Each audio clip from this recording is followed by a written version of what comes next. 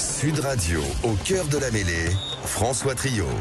Au cœur de la mêlée, ce soir, la seule émission du dimanche qui ne parle que de rugby, avec tout d'abord le débrief de Jean-Baptiste Elissalde et Philippe Sanguero sur cette 15e journée du top 14. On va parler notamment de l'USAP qui respire un de ses poumons. Tom Ecochard sera avec nous à 18h15, 18h30, retour sur l'interview exclusive d'Antoine Dupont. On parlera du 15 de France et les cadres notamment écartés. Et puis bien sûr, vous serez les bienvenus pour disserter avec nous, échanger au 0826 300 300. On se projettera ensuite sur Clermont-La Rochelle, match de la soirée qu'on vivra sur Sud Radio.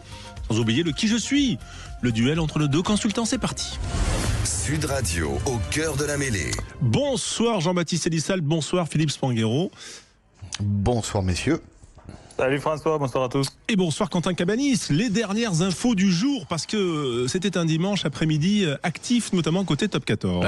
Et oui, avec le match du RCT qui avait été décalé à aujourd'hui à cause des intempéries hier dans le Var. Et au final, c'est le RCT qui s'est imposé face au MHR 30-27. Pas de casse dans les joueurs appelés par le sélectionneur Fabien Galtier, même si on a vu Lenny Nouchi, le capitaine montpelliérain, sortir avec des crampes. Ce n'était que des crampes, c'est ce qu'il a confirmé à la fin de la rencontre. Les autres résultats du week-end: UBB, Stade Français, victoire du Stade Français à l'extérieur 33-28.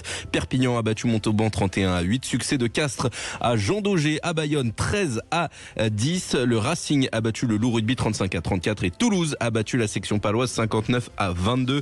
Petit bémol, petite mauvaise nouvelle dans cette victoire toulousaine, c'est la blessure de Thibaut Flamand qui est touché à une cheville et qui est donc forfait pour le rassemblement de l'équipe de France. C'est le deuxième ligne toulousain Joshua Brennan, son coéquipier, qui le remplace. De toute façon, Thibaut Flamand, il était déjà un forfait pour le match face à l'Irlande pour des raisons personnelles, mais là il ne va même pas faire le déplacement à Marcoussis. Oui, la conséquence au classement, c'est que Toulon passe devant Bordeaux-Bègles, 43 points pour les Toulonnais à égalité avec le Stade Français qui est 3e depuis son succès hier à l'UBB, et que Montpellier reste 6e, 39 points, mais sous la menace donc de Clermont ou de La Rochelle qui s'affrontent ce soir. Voilà, tiens, un petit mot Jean-Baptiste sur la performance des Toulonnais.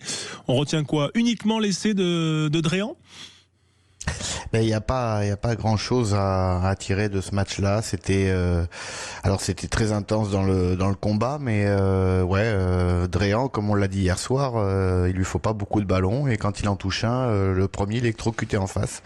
Donc je pense qu'il a marqué des points encore, quelques petits points qui pourront peut-être le faire basculer en tant que titulaire là, face à l'Irlande. Ça compte encore là, ce dernier match pour de la journée 15, juste avant le rassemblement à Marcoussis, où les dés sont déjà jetés selon le sélectionneur, toi qui le fréquentes et le connais bien.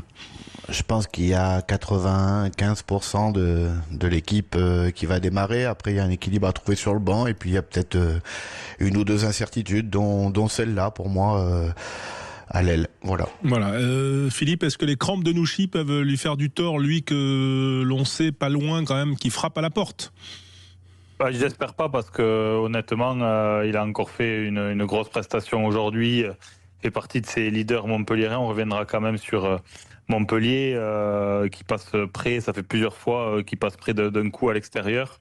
Cette équipe quand même, on sent qu'elle grandit, et Nouchi en est un des fers de lance, donc j'espère pas pour lui, voilà. Et puis pour rebondir sur le sujet précédent, c'est vrai que peut-être que dans la tête du sélectionneur, la compo est déjà faite, mais sur ce poste-là particulièrement, dans le duel peut-être direct qui oppose Dréan à Tissot-Bé, qui a été un peu plus en difficulté hier sur la pelouse du Stade Toulousain, il a certainement, s'il y a encore incertitude, gagné quelques points supplémentaires aujourd'hui. Tissot-Bé qui était aligné à l'arrière hier, on va y revenir. Tiens, ça nous fait le lien avec le podium du jour. On commence toujours avec le podium de nos consultants. Jean-Baptiste, sur la plus haute marche de ton podium du week-end, ce sont les avants toulousains. C'est bizarre. Ouais, les avants toulousains, parce que c'était le test. On peut parler qu'il y a eux et les autres, mais surtout au niveau des avants. Alors dans l'intensité combattue, peut-être dans un mauvais jour des Toulousains et dans un très bon jour du Stade Français, La Rochelle ou de Toulon, peut-être qu'ils peuvent être mis en question. Mais dans l'intensité courue, quel déplacement, quelle technicité, quel nombre de solutions ils donnent à leur charnière. Donc je les trouve vraiment très très très bons en ce moment. Ouais, et ils ont été, mais ils ont quand même C'est bizarre, hein. Ils l'ont eu en Champions Cup, ils ont parfois des petits trous d'air quand même, c'est arrivé. Oui. Et on va dire heureusement, parce qu'ils mettent que 60 points. Ouais, les 2 matchs en Champions Cup ont été joués dans des conditions très particulières. Hein. La tempête, ça nivelle énormément les vaseleurs, c'est difficile de contrôler les ballons, mais ça peut arriver. C'est comme je vous dis, dans un mauvais jour, ils peuvent être remis en cause. Mais là, hier, face à ce qu'on disait, les Palois beaucoup plus costauds devant et tout, ils ont éclaté. Et en mêlée, ils ont pris 3 ballons portés, les Palois. Enfin voilà, il y avait une division d'écart quasiment. Ouais, ça paraît infaillible, ce ballon porté toulousain quand même, Philippe. Quand on est un amateur de rugby, on se régale de voir ce bloc si compact, si dynamique, qui avance. On a l'impression que rien ne peut l'arrêter. Ah ouais, mais particulièrement hier. En tous les cas, c'est vrai que dans ce top 14, quand on regarde aujourd'hui, c'est vrai qu'on a senti les Toulousains un peu plus fragiles à l'extérieur, notamment en Champions Cup, mais en top 14, on sent que dès qu'ils ciblent un match, on l'avait vu à Lyon aussi, où il y avait eu un très gros match des Avants toulousains, on en avait parlé, ils avaient besoin de se remettre à l'endroit, ils avaient ciblé ce match. Donc on a l'impression en fait que quand ils le décident vraiment, ils gagnent où ils veulent et comme ils veulent, quelque part en top 14. Et hier, c'était un vrai test, on l'a dit. Pau avait aligné sa grosse équipe pour venir se jauger à Ernest Vallon. Voilà, les concurrents directs au Stade Toulousain. Bon, on parle du Stade Français, on parle un peu de Toulon. On peut évoquer bien sûr l'UBB, qui est un peu plus en difficulté là en top 14. Mais malgré tout, on a l'impression qu'en top 14, il y a le Stade Toulousain et quelque part le reste du monde. Ouais, c'est vrai. Il n'y a qu'une équipe contre qui ils n'ont pas pris le bonus offensif depuis le début de la saison à domicile, les Toulousains. C'est lesquels ? Je crois que c'était le Stade Français, si je ne dis pas de bêtises. Oui, le Stade Français qui est la médaille d'argent de Jean-Baptiste, on va y revenir, mais on va s'arrêter sur l'or de Philippe, parce que voilà, toi tu voulais mettre en avant le succès castré à Jean Daugé, ce qui est quand même assez rare. Ouais, sans trop spoiler, parce qu'on a forcément le même podium souvent avec Jamba et ça arrivera après pour lui, mais le CO, parce que d'abord ça avait été les derniers à faire tomber l'aviron à Jean Daugé. On sait que c'est une place très difficile à prendre et c'est Castres déjà à l'époque qui avait su le faire. Et hier soir, ils ont fait le match qu'il fallait faire. Ça vient valider une bonne dynamique. Alors on reparlera tout à l'heure de la dynamique avec Jamba, mais hier ils ont fait le match parfait. Ils ont été disciplinés. Ils ont eu un caractère collectif et ils ont combattu près des lignes sur cette fin de match pour tenir ce score. Voilà, on sent que cette équipe, elle monte en puissance. Honnêtement, on la voyait quand même assez loin du top 6 en début de saison. Et ils sont en train de changer de visage, les Castrés. Ouais, 7e, hein, alors on se parle, 37 points à 2 points de Montpellier, 6e, et donc avant le match de ce soir, Clermont, La Rochelle, qui peut aussi bouleverser les positions. La médaille d'argent, je le disais, Jean-Baptiste, c'est pour le Stade Français, mais pour un point très particulier. Le Stade Français pour sa maîtrise stratégique, ils ont réussi à tenir Bordeaux dans leur camp, dû à un très bon jeu au pied offensif. Ils ont défendu très haut dans le terrain. Ils ont eu du coup quelques ballons de transition qu'ils ont bien menés. Et j'ai vraiment aimé la façon. Et d'ailleurs un des joueurs qu'on a eu hier au téléphone nous l'a rappelé. Romain Briat. J'ai vraiment beaucoup aimé l'approche stratégique de ce match. Ouais, Philippe, c'est ton argent aussi. Enfin, ton argent, c'est mon argent, ta médaille d'argent. Pour parler de la stratégie, et c'est la question que je posais à Romain Briat hier, et il nous l'a confirmé. C'est vrai que cette équipe du Stade Français, on la sentait assez forte sur ses fondamentaux il y a 2 saisons. Ils avaient perdu en demi-finale, et ils avaient un peu perdu leur rugby la saison dernière en voulant changer d'approche un peu sur la philosophie de leur jeu. Et comme Romain nous l'a dit hier, ils sont revenus aux fondamentaux et qui maîtrisent bien, parce qu'ils ont fait un gros match hier, notamment devant, et ils sont solides en conquête. Et c'est ce qui avait fait leur réussite et qui avait forgé un peu cette confiance il y a 2 ans, et on sent que c'est revenu. Oui, d'ailleurs, Yannick Bru a salué la qualité on va dire, de l'excellence avec laquelle le Stade Français est aussi dans son plan et qui font des choses très simples et très bien. Et voilà, et c'est ce qui a effectivement aussi expliqué la victoire du Stade Français hier à l'UBB. Philippe, et ce qu'il explique aussi, c'est que ça vit bien. On l'a entendu hier soir dans le train qui les ramenait à Paris. Oui, c'est vrai qu'il y avait une bonne ambiance. Ça chantait comme ça chante dans les bus des équipes parfois amateurs ou régionales que l'on connaît dans le rugby. Tiens, juste avec ton bronze, parce qu'on va ta médaille de bronze, pour toi c'est Perpignan. On va le développer parce que Tom Ecochard sera avec nous d'ici quelques minutes, mais on va dire c'est le soulagement de Perpignan, Philippe. Ouais, le soulagement parce que encore une fois, ces dernières semaines, on a compris que la dynamique était réenclenchée du côté de l'USAP. On a trouvé l'effet escompté avec ce changement de staff, l'arrivée d'Urda Pileta, on en a parlé, enfin pas mal d'éléments qui justifiaient de regarder un peu plus vers le haut côté catalan, mais il fallait passer ce match d'hier, face à un concurrent encore direct au maintien, pour venir effacer cette défaite à Sapiac. Et donc, ils ont remis les compteurs à zéro en prenant un point de plus, le bonus offensif, donc dans une course directe qui favorisera l'USAP et qui leur permet définitivement de regarder un peu plus vers le haut et de changer de dynamique. Ouais, ta médaille de bronze, toi, Jean-Baptiste Elissalde. Eh ben moi, c'est le CO, et pas forcément pour le dernier match, mais pour la dernière quinzaine. 2 victoires sur des terrains très compliqués, au Munster et à Bayonne. Alors pas les mêmes physionomies de match, un match au Munster un peu plus enlevé, avec de beaux mouvements, une bonne maîtrise, et puis hier à Bayonne, dans la difficulté, mais en trouvant des ressources mentales et physiologiques pour défendre leur ligne à la fin. Donc bravo au CO qui, de semaine en semaine, ouais, comme l'a dit Philippe, se rapproche du top 6. Ton flop, Jean-Baptiste? Eh ben mon flop, j'aurais pu en mettre pas mal, mais c'est Lyon. Lyon qui ne sait plus gagner. Ils avaient vraiment l'occasion hier de l'emporter. Ils ont eu toutes les cartouches pour face à un Racing qui était moribond. D'ailleurs, son entraîneur a annoncé qu'ils allaient prendre 40 points à l'entraîneur adjoint. J'ai vu ça dans la presse. Il l'a senti aussi.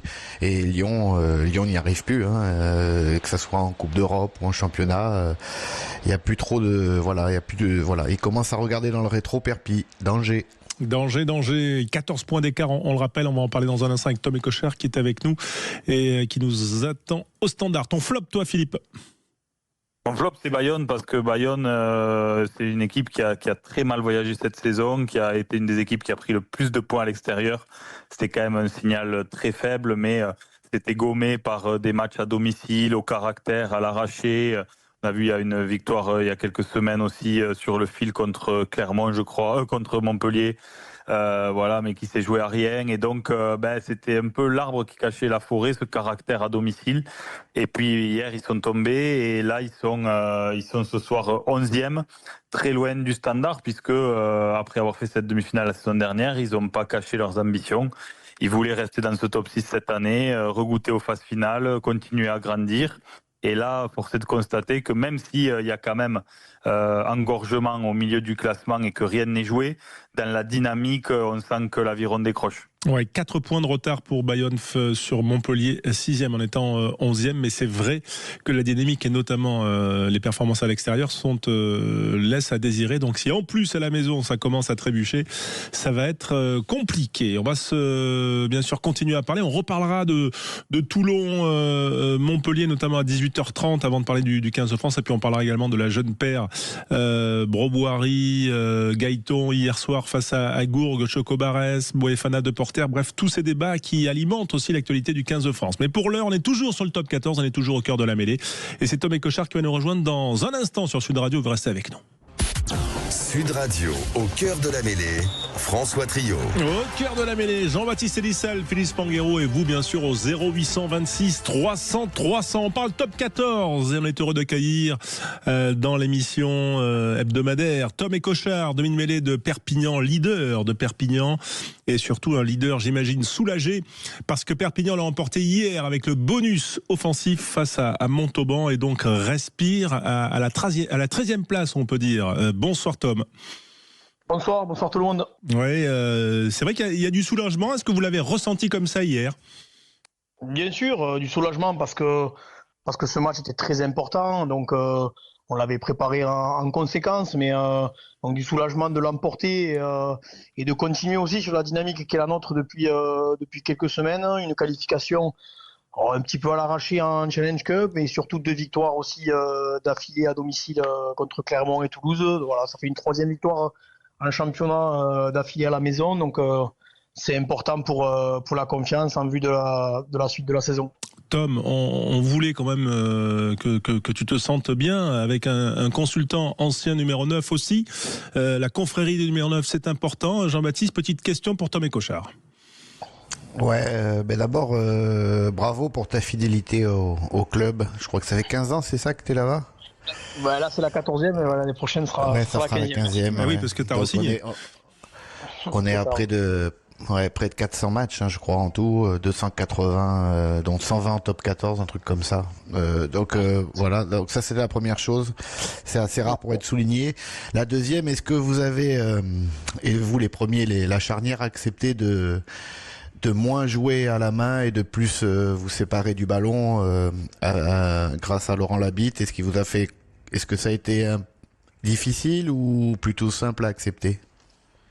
Oh non, ça a été plutôt simple à accepter. Laurent, déjà, c'est quelqu'un d'intelligent. Il est arrivé avec des convictions. Il nous a montré ce qui allait pas. On n'était pas forcément des fous de jeu, mais c'est vrai qu'il y avait des choses qui allaient pas. On avait une conquête balbutiante, donc on essayait peut-être par mauvais choix de jouer un peu plus. Et je pense dans une équipe qui est dans le doute, Laurent il a voulu aller à l'essentiel et accepter d'aller jouer plus haut, d'être meilleur en défense, de donner moins de munitions à l'adversaire, moins de turnover, d'être beaucoup plus propre et beaucoup plus consistant dans notre jeu, pour ensuite peut-être y regreffer petit à petit un peu plus de jeu. Mais en tout cas, bien sûr qu'on a accepté, nous on accepte de gagner les matchs tout simplement. Donc voilà, on a essayé de faire des choses plus simples, de se rassurer sur les fondamentaux et bien sûr de jouer en tout cas un petit peu moins chez nous depuis que Laurent est arrivé. Voilà, même dans des conditions difficiles comme hier face à Montauban, 31-8, on le rappelle. Philippe Spanghero avec Tom Écochard.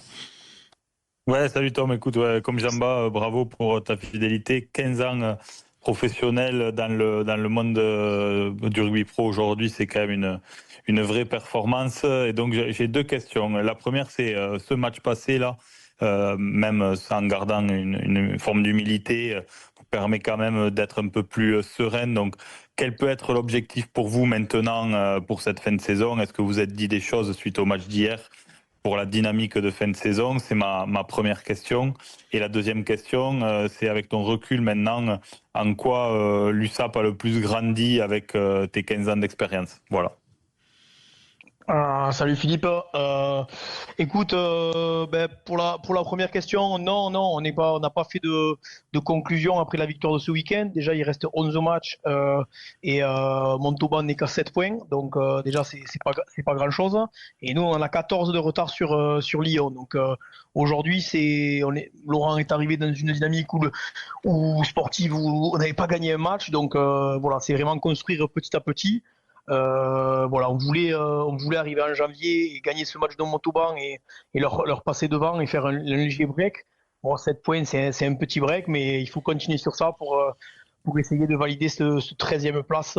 Si on peut le faire le plus rapidement possible, c'est le mieux, mais il faut garder toute humilité. Lyon est loin, donc voilà, c'est faire notre bonhomme de chemin, engranger de la confiance pour être performant tout au long de la saison, pour s'habituer à un éventuel access match s'il y en a un, et s'il y a un miracle, on sera là, mais en tout cas pour l'instant c'est vraiment continuer à engranger de la confiance, se trouver en tant qu'équipe pour que s'il y a un éventuel access match qui se présente, on soit sûr de nos forces pour le jouer.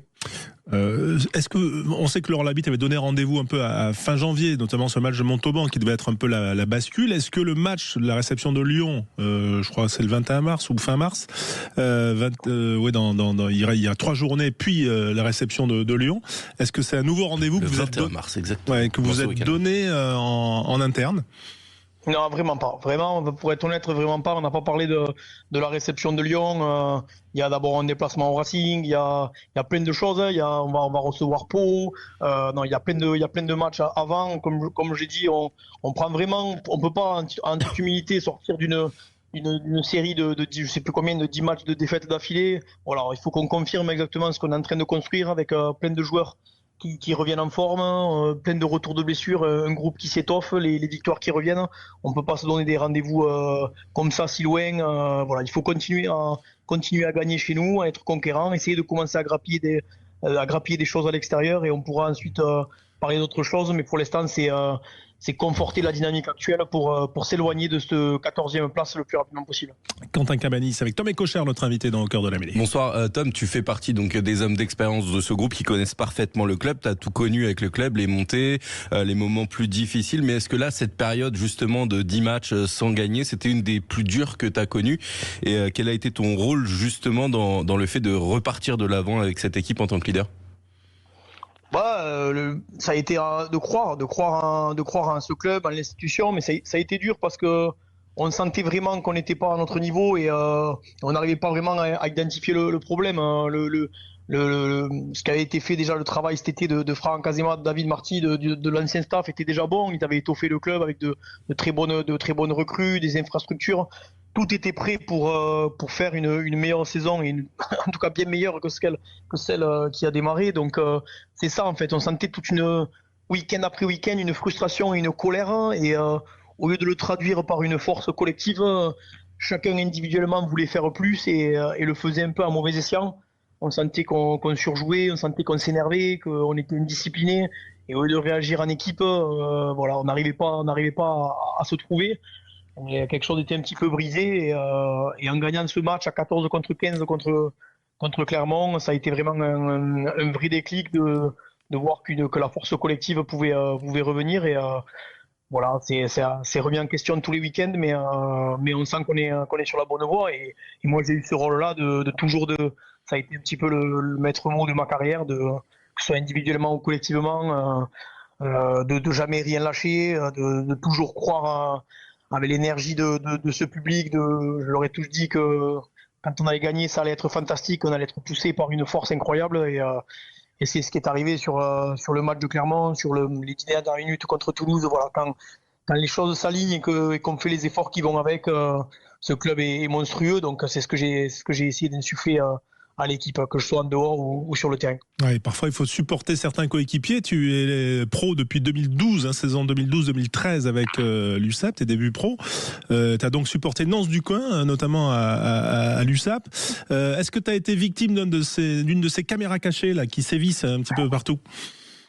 Alors caméra cachée non, parce qu'il n'était pas encore fan des caméras, mais par contre, il en faisait des caméras cachées tous les jours. Donc, sans les téléphones, mais il faisait des canulars à tout le monde. Il nous a tout fait, les confettis dans les voitures. Enfin, il nous a franchement, j'ai même plus d'exemples tellement il en a fait. Mais en tout cas, on a encore contact. J'ai encore envoyé un message hier parce que j'ai bien rigolé sur la vidéo de Nicolas Deporter. Donc, j'ai envoyé un message hier pour lui dire qu'il était vraiment fort pour garder son sérieux. Donc, mais il t'a pas piégé encore, toi, cette saison, en se grimant comme il l'a fait là pour Canal+. Non, j'ai pas eu la chance de recevoir le docteur chez moi. Donc ça va. Je suis parmi les chanceux qui sont pas passés sous ces radars. Voilà, mais à la fois il change bien. Attention, il se grime bien. On sait jamais. Tu peux être une cible, Tom. Voilà, un de ces jours, parce qu'il t'imite très bien. Moi, j'avais fait une interview avec lui. Je sais, il t'imite très très bien. Bon, voilà. Jean-Baptiste, peut-être le mot de la fin avec Tom Ecochère et qu'on va libérer.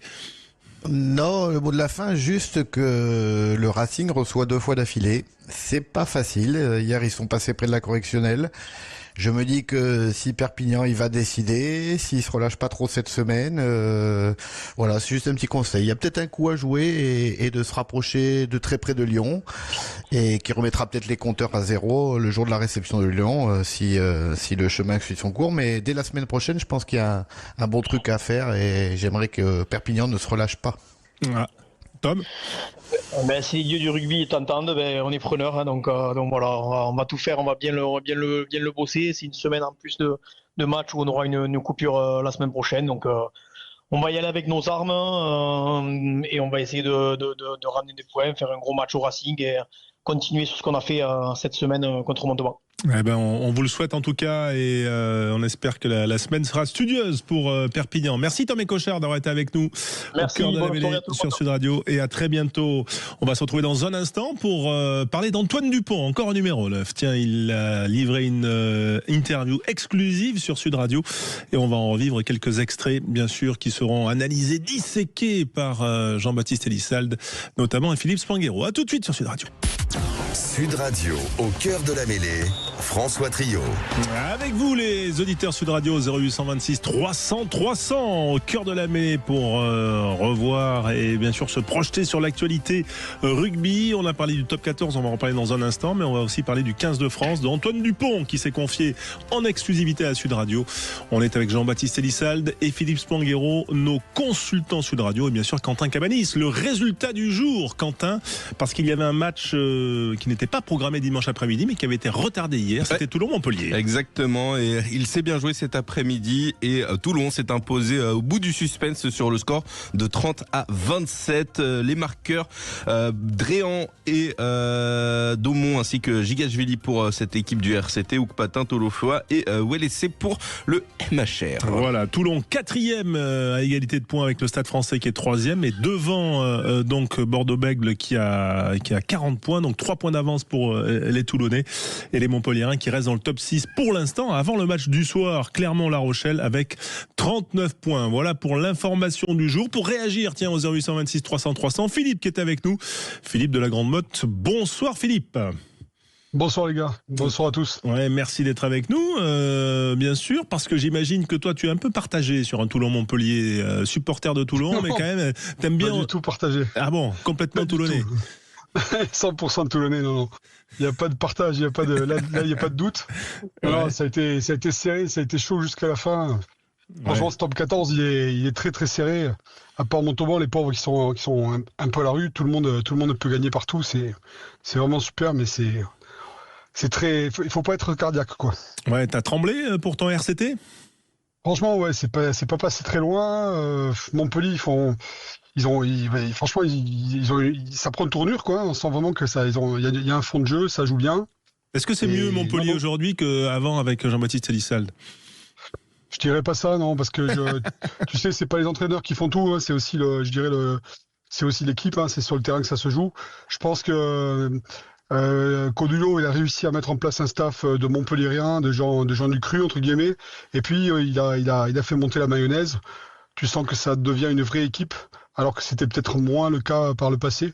Mais bon, après, moi, tu vois, je suis assez mal placé pour en juger, puisque Bien je suis sûr. pas supporter de Montpellier, donc. D'accord, mais c'est un regard extérieur et voilà. Et parfois quand tu pêches le loup, voilà, tu penses aussi à tout ça. Ouais, j'en ai fait un. Ah. J'en ai fait un ce matin. Ah. Magnifique. Ouais. 1 kilo. Un peu plus d'1 kilo. Ah ouais, il était maillé. Il n'était pas maillé, non. C'était un loup, et je peux te dire que ça fait 3 jours que je vais à la pêche sous la pluie, là. Il n'y a que les fous comme moi, là, pour aller pêcher, le temps qu'il fait, là. Mais bon. Jean-Baptiste Elissalde sur la mayonnaise Montpellier-Rennes, tiens, et Philippe après. C'est sûr que ça prend. Ils ont 3 très grosses forces sur lesquelles ils appuient, c'est leur défense. Vous avez vu aujourd'hui, ça cogne fort. Il y a beaucoup de plaquages offensifs, ça défend très très haut. Donc félicitations à Geoffrey Doumerou. Ils ont un très très bon jeu au pied qui leur permet d'économiser pas mal d'énergie et de sortir de situations. On l'a vu avec Banks aujourd'hui qui traverse le terrain, Miotti qui est de mieux en mieux, les deux demi-mêlées qui arrosent. Et ils ont quand même un paquet d'avant assez solide, notamment une mêlée très solide, même si ça s'est un peu moins vu aujourd'hui parce qu'ils avaient des clients en face d'eux. Mais avec ces trois choses-là, tu peux être dans le top 6. Après, je pense que pour Montpellier, il en manquera peut-être un petit peu, même si sur les matchs de phase finale tout est possible. Il manquera peut-être un petit peu de liant, notamment offensivement. Bon, Philippe Spanghero, réaction au propos de Jean-Baptiste et de Philippe de la Grande Motte. Ouais, mais d'abord, Jean-Baptiste n'a pas besoin de soutien, mais bon, il a su trouver le lien quand même dans son temps parce qu'il a quand même amené un titre à cette équipe avec une très belle finale contre le CO. Mais ouais, donc cette équipe, elle est en reconstruction. Alors, on dit souvent que les entraîneurs, enfin les managers, ils ont besoin d'un cycle de 3 ans ou 4 ans pour vraiment arriver au bout de ce qu'ils ont en tête en termes de projet de jeu, de joueurs pour le mener à bien. Donc pas voilà. À Montpellier. Pas à Montpellier ? Non, à Montpellier, t'as à peu près 1 an et demi. Pas plus. et même quand tu gagnes. Non, mais il faut quand même se rappeler que voilà, c'est quand même encore une équipe en reconstruction malgré tout. Et donc avec Oui, je rigole. avec une nouvelle orientation claire, qu'a prise un peu dans une moindre mesure le Racing aussi. Ça fait partie de ces clubs qui sont beaucoup allés chercher de grands joueurs à l'extérieur, qui misaient peut-être un peu moins sur leur formation. Il y a eu un signal fort avec Johan Codulo justement sur ce travail-là en interne parce qu'il connaissait par cœur le sujet. Et donc aujourd'hui c'est en train de payer, mais il faut laisser un peu de temps. Pour moi le meilleur exemple de cette politique-là, c'est la section paloise aujourd'hui. Donc voilà, peut-être que c'est encore un peu juste cette année pour aller viser très haut et peut-être qu'ils auront du mal à accrocher le top 6 ou ils y seront justes. Mais en tous les cas, par contre, il y a vraiment des bases solides sur lesquelles le MHR est en train de construire. Personne ne commente le loup d'1 kilo de Philippe quand même. Voilà, moi je. Non mais déjà c'est exceptionnel. Moi je salue quand même. Mais déjà moi je suis pas capable de dire si c'est bien ou pas bien. Mais faut préciser pour nos amis Rochelais, c'est un bar. Hein. Ouais, c'est ce que j'allais dire. Et nous on n'appelle pas ça des loups ici, hein. On appelle ça des bars. C'est aussi bon à manger. Hein. Ouais, tout à fait. Ça se ressemble. Hein. Mais 1 kilo, ça commence à être sérieux, quoi. Donc voilà. Ouais, après les gars, le gars ce matin, il y a un gars à côté de moi, il en a fait un de 6 kilos. Alors je vais rien dire, quoi. Je vais pas me la péter non plus. Hein. Voilà. Tiens, Quentin avec Philippe. Ah oui, parce que on a vu quand même pas mal de joueurs qui ont été sélectionnés par Fabien Galtier aujourd'hui sur la pelouse. Alors il y avait Nouchi côté Montpellierin, mais côté du RCT, Priso était là, Olivon était là, et puis il y a un joueur qui encore une fois a cassé un petit peu l'écran, c'est Gaël Dréan avec un sublime essai. Gaël Dréan, son match, c'est 4 plaquages, 0 manqué, 41 mètres parcouru ballon en main, 4 défenseurs battus, et donc cet essai à la 40e qui relance un petit peu le RCT. Tu penses, Philippe, toi de la Grande Motte, qu'il y a une chance de voir Dréan titulaire avec le 15 de France pour l'Irlande? Sincèrement, si Galtier il maintient sa politique de l'homme en forme, honnêtement, il a complètement ses chances, quoi. Tu vois, quand tu vois qu'il sort des joueurs comme Penaud, des mecs comme ça qui sont normalement indéboulonnables, des mecs comme Ficou qui sont indéboulonnables. Enfin, vraiment, c'est des super joueurs. Moi, je pense que il a ses chances complètement et c'est un joueur exceptionnel. Si vous le regardez jouer, c'est un régal de le voir jouer. C'est la nouvelle génération, c'est que du bonheur, ce gars. Jean-Baptiste, toi qui connais, qui parle le Galtier première langue, en tout cas deuxième langue, mais en tout cas tu le décryptes. Tu penses qu'il est capable de prendre le risque de mettre Dréan contre l'Irlande? Il va plutôt être sur un Atis Ogbe qui a fait une bonne tournée en Nouvelle-Zélande, qui revient. Comment tu vois les choses? Des éloges dans l'équipe par Fabien Galtier aussi, Atis Ogbe. Ouais, mais donc faut le décrypter. Tu prends la phrase à l'envers, tu la multiplies par 4 et tu divises par 12, et normalement, je pense qu'il va mettre Dréan. Et puis en plus, ce qui va le rassurer aujourd'hui, c'est encore son activité défensive. À chaque fois qu'il touche un mec, il est dur au plaquage. On a aussi besoin de cette fiabilité-là. Moi, je le sens bien, le garçon. Je vous dis, à chaque fois qu'il touche un ballon, le premier joueur qu'il a en face de lui est électrocuté. En général, c'est l'ailier, donc il en reste un derrière. Et dès qu'il déplie les compas, c'est difficile de le reprendre. Il marque, il est en pleine confiance. Toutes les raisons sont réunies pour le mettre sur le terrain. Après, il y a peut-être d'autres choses qui penchent en sa défaveur ou en la faveur d'Atis Ogbe, ça on verra bien, mais je le sens bien, moi. Ouais, Philippe, surprenant quand même ce que nous avance là, Jean-Baptiste. Non, Ah pardon. Ouais, non, Philippe Spanghero. C'est vrai que j'aurais dû dire Philippe de Toulouse et Philippe de la Grande Motte. Philippe de Toulouse. Non, pas si surpris que ça. Je le disais en début d'émission. Je pense que le match d'aujourd'hui doit être encore un petit crédit supplémentaire à son actif. Donc c'est le bon moment, je pense, pour faire ce genre de choix. Voilà, face aux Irlandais, qui ce sera un jeudi 5 février. Tiens, toi, Philippe de la Grande Motte, un 5 février, le tournoi de destination, un jeudi, ça t'inspire quoi? Ça m'inspire. C'est comme la Champions Cup avec les clubs d'Afrique du Sud, si tu veux. Ça devient un peu n'importe quoi. Honnêtement, bon après, c'est le business, hein. Mais clairement, là c'est pas le business quand même. C'est très. Là, c'est les Jeux Olympiques. C'est lié à la cérémonie d'ouverture des Jeux d'hiver. Ouais. Ah, écoute, je sais pas, moi tu sais, je suis un vieux et les vieux comme moi, on aime bien les traditions, tu vois, et pour moi le tournoi c'est le samedi, c'est le dimanche, tu vois, c'est comme ça. Après si c'est le jeudi, c'est le jeudi.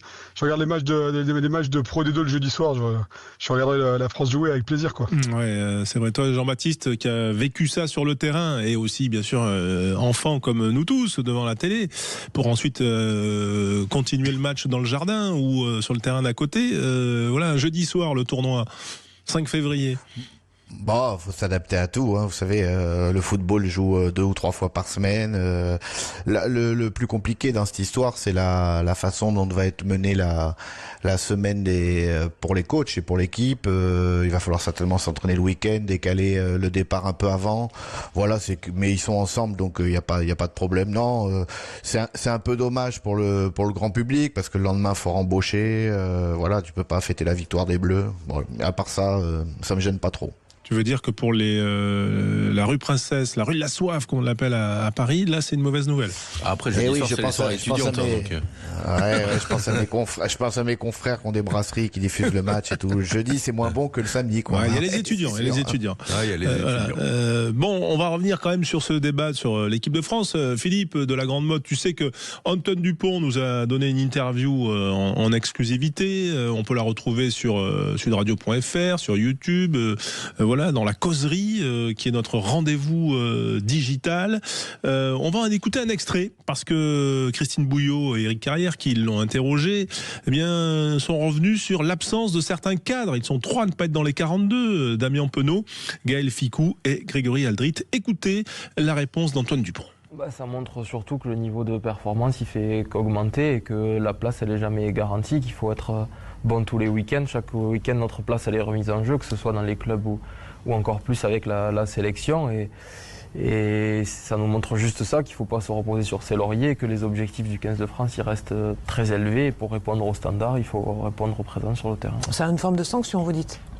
Ah non, je sais pas quelles explications ont été données, mais je suppose juste qu'ils ont estimé qu'il y avait d'autres joueurs meilleurs et que c'est pour qu'ils soient eux-mêmes encore meilleurs pour y revenir. Alors, bien évidemment, il y a l'envie de gagner le tournoi.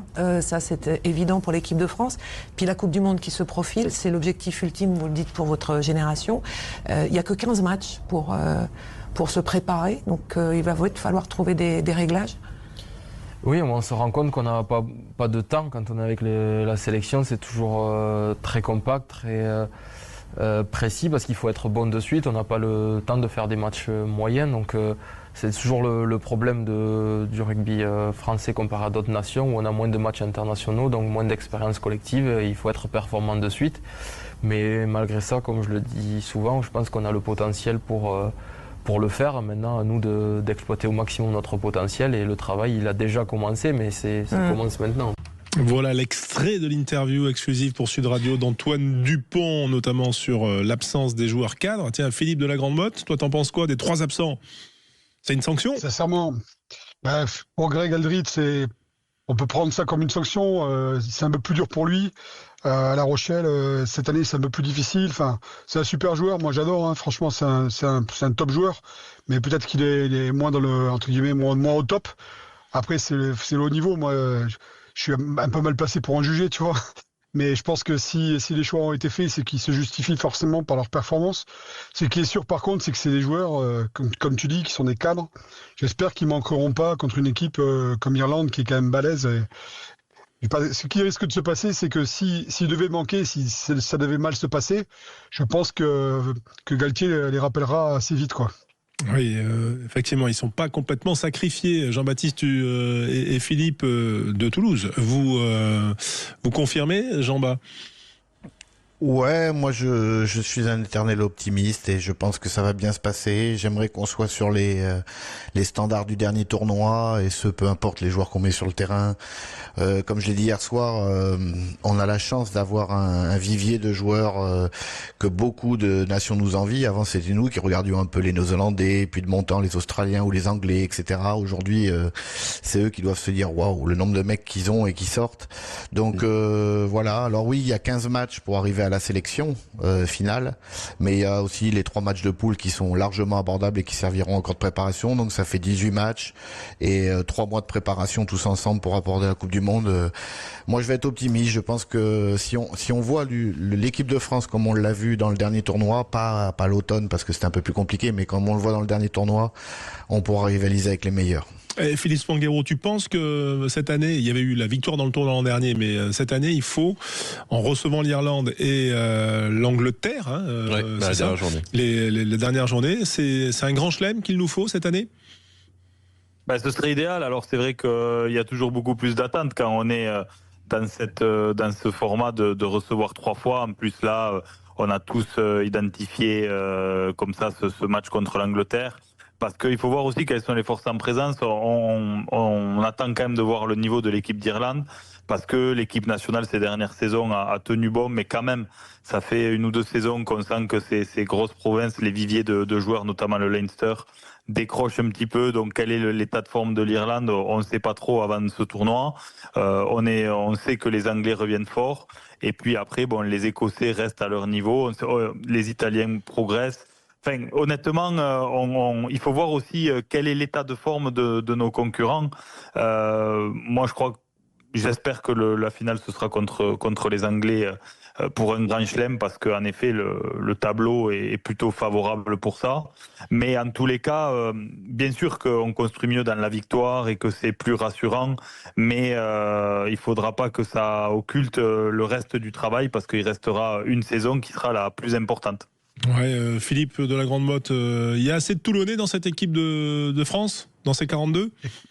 Écoute, déjà, on en a pas mal. On est content. Il y a beaucoup trop de Toulousains. Ça, par contre, je trouve. Non, je rigole. Et calme-toi la rascasse. Non, mais bon, c'est déjà pas mal. On a quelques joueurs sélectionnés. Nous, on est fiers de ça aussi, parce que c'est vrai que ça n'a pas toujours été le cas ces dernières années. Donc voilà. Moi, honnêtement, je suis assez optimiste pour la première journée là, pour l'Irlande.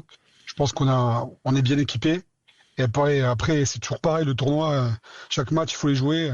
C'est même l'Écosse, même l'Italie, on ne sait jamais, on peut tomber sur un os, donc je suis assez méfiant, quoi. Toi, tu mets Serein sur la feuille ou pas? Puisqu'il y a quand même il y a Dupont qui revient, ça on est content de le voir, mais est-ce que Philippe, tu choisis de mettre Serein c'est Serein ou Debagna. Moi, Serein, je l'adore, c'est un super joueur. Maintenant, quand tu as Dupont, c'est compliqué. Hein. C'est compliqué d'enlever Dupont. Voilà. Non, mais pour moi, c'est sur le banc, j'ai dit, parce que Dupont, il sera titulaire. Ah oui. Ouais. Oui, voilà. Non, d'accord, on s'était pas compris. Donc moi, si tu veux, Serein, bien sûr que je le mettrai sur le banc. Pour moi, c'est un super joueur. Il nous apporte un plus indéniable. Quand il est pas là, on souffre. C'est comme Charles Olivon. C'est des mecs, c'est des super joueurs. Quand ils sont là, on le sent, quoi. Ça apporte tout de suite un plus sur l'équipe. Moi, Serein, pour moi, c'est vraiment un très, très, très bon. Ouais. Et d'ailleurs Toulon est très attaché à lui. Voilà, Toulon, prochaine journée, Toulon qui se déplacera à Pau, hein, ce sera dimanche 1er février. Merci Philippe d'avoir été avec nous en direct, Philippe de la Grande Motte. À bientôt les gars, bonne soirée à vous. Parce que Philippe Soinguero, lui, il reste et il y a un qui je suis qui se profile. Voilà, merci Philippe, à bientôt et bonne pêche, hein, du côté on va essayer. Voilà, faut jamais dire bonne pêche. Faut jamais dire bonne pêche. Tu vois. D'accord. Faut dire merde, mais pas bonne pêche. Ça porte malheur. D'accord, ça reste entre nous. Mais il y a 6 kilos à battre. Entre 1 et 6 kilos, ça doit pouvoir faire un truc. Allez, à bientôt. En tout cas, sur notre antenne. Et on se retrouve dans un instant. On va se projeter, bien sûr, sur le match Clermont-La Rochelle. Et puis, le qui je suis, le duel entre nos deux consultants, voilà, qui sont notamment un très revanchard. Sud Radio, au cœur de la mêlée, François Trio. Au cœur de la mêlée sur Sud Radio, bien sûr, l'émission du dimanche soir, 18h-19h, pour balayer l'actualité au rugby. On a parlé du top 14 de l'équipe de France. On va revenir dans le top 14 parce qu'il y a un match ce soir qui va clôturer la 15e journée. Clermont-La Rochelle. Tiens, Jean-Baptiste, qu'est-ce que tu en penses? Parce que c'est deux équipes qui sont à égalité de points, qui, en cas de victoire, eh bien, réintégreraient le top 6. Mais quand même, elles nous ont pas rassurés sur notamment ces dernières semaines et la parenthèse européenne, si on peut l'appeler comme ça. Ouais, c'est des trajectoires un peu similaires, de bons matchs, suivis de contre-performances, suivis de bons matchs, suivis de contre-performances, et on sait pas trop à quel sein se vouer avec ces deux équipes-là. Et aujourd'hui, en plus, il y a la dramaturgie, deux équipes qui sont côte à côte au classement. Malheur aux vaincus. Pour La Rochelle, il faut absolument aller chercher des points à l'extérieur, sinon ça sera très compliqué au vu des différents calendriers. Et pour Clermont, une défaite encore à domicile serait quasiment rédhibitoire. Donc un match qui va être âpre, serré. Je sais pas les conditions climatiques, mais ça risque d'être assez serré, ouais. Voilà, Philippe, toi ton regard, parce que c'est vrai quand on regarde les compositions d'équipe là, on y va à balles réelles là, hein, c'est du sérieux. Ouais, c'est du sérieux parce que ces deux équipes, elles ont besoin de certitude. Bon, d'abord, Clermont reçoit, donc a forcément un peu plus de pression supplémentaire. Et puis, en fait, il y a une de ces deux équipes ce soir, enfin, s'il y a une victoire, qui intégrera le top 6. Et c'est vrai que ça m'interpelle parce que dans les dynamiques, malgré tout, par rapport à ce qu'on a dit des autres équipes, on se dit que on les a pas trop vus arriver quand même, parce que par rapport au match et à la première partie de saison, j'ai pas envie d'être dur, mais je trouve que c'est pas les équipes qui méritent le plus d'être dans le top 6. Et ce soir, il y en a une des deux qui y sera et qui, a priori, et qui va inverser quelque part un peu la dynamique. Ouais, et à suivre en tout cas sur Sud Radio à partir de 21h, Clermont-La Rochelle. Vient ce moment que vous attendez, c'est le Qui je suis avec le maître de cérémonie qui est Quentin Cabanis. Les gars, qui je suis ? Alors messieurs, on a 2 minutes pour jouer ce soir et on va démarrer avec des joueurs qui sont passés par La Rochelle et par Clermont. On revient aux fondamentaux et comme ça, des joueurs passés par La Rochelle, ça pourrait quand même donner une petite chance à notre ami Jean-Baptiste Elissalde. Alors le premier joueur qui est déprimé quand même. Ouais, le premier, il est né en 1989. Il a démarré sa carrière en junior à Combronde. Il a ensuite joué à Vichy, puis à Clermont. C'est à Clermont qu'il démarre en professionnel, mais il ne fait que 3 petits matchs. Baptiste Seb Morel. Non. Ensuite, en 2012, il arrive à La Rochelle. Jusqu'en 2015, il fait 64 matchs sous le maillot rochelais. Puis, il va à l'Union Bordeaux-Bègles, au Loup, et il évolue de nouveau du côté de Combronde, désormais, à 36 ans. 17 sélections avec l'équipe de France. Philippe. Celui-là, je l'ai pas. Je pense que tu le connais en plus. Un 3e ligne, plutôt. Ou 2e ligne, grand. Philippe. Goujon. Oui, Goujon. Goujon. Je l'ai entendu chez Philippe. Je l'ai entendu chez Jean-Baptiste avant. Ah oui, voilà. Je l'ai entendu chez Jean-Baptiste avant. Ouais, mais attention. Alors, là où tu m'as perturbé, attends. T'es sûr qu'il est né en 89, lui ? Ah bah oui. 23 avril 1989, c'est ce que j'ai. Moi, je jouais 91 à Brive, mais bon, on va voir. Allez, suivant. Allez, très bien. 0. Bon, allez, un autre joueur qui est né en 1981, cette fois, le 22 octobre à Victoria. Il a démarré à Sydney, puis à Taranaki. Baptiste. Oui. Brock James. Allez, il reste 15 secondes. On en fait un dernier pour la forme. Pour la gloire. Exactement, avec un homme né en 87 à Tulle. Il a démarré sa carrière professionnelle. Baptiste. Combezou. Voilà, Jean-Baptiste Elissalde qui est revenu en forme. Non. Félicitations. Ça y est. Il a la victoire modeste. Oui, mais 3-0, c'est tout. On remarque heureusement qu'on avait que 3 minutes. On peut noter quand même l'élégance de Philippe qui sentait son adversaire très mal en point ces derniers temps, en accumulant de nombreuses défaites. Il avait une liste. En étant honnête, j'avais Goujon, j'ai été pris de vitesse sur le gong, les autres je les avais pas. Non mais il avait une liste vraiment. J'avais préparé là. Vraiment préparé. Là, j'étais prêt là. Bon voilà. Le match était un peu long cet après-midi, il y a eu quelques arrêts de jeu, j'ai pu préparer mon truc quoi. C'est ça. Mais donc, est-ce que Sébastien Morel, tu l'avais ou pas ? Oui, je l'avais. 2005, il a commencé à Clermont et il est né en 81 à Vichy. Mais apparemment, les dates sont fausses là. Non, 81 à Vichy, c'est bon. J'ai la même. Ah, bon, voilà. Allez, messieurs, bonne soirée ce soir, 21h. Clermont-La Rochelle, le top 14, suite et fin de cette 15e journée. On se retrouve bien sûr vendredi avec la Pro D2 et le top 14 le week-end prochain. Excellente soirée, c'est excellent. Judith Belair à suivre juste après les infos. Debar Automobile, négociant et mandataire automobile depuis 30 ans, vous a présenté Sud Radio, au cœur de la mêlée.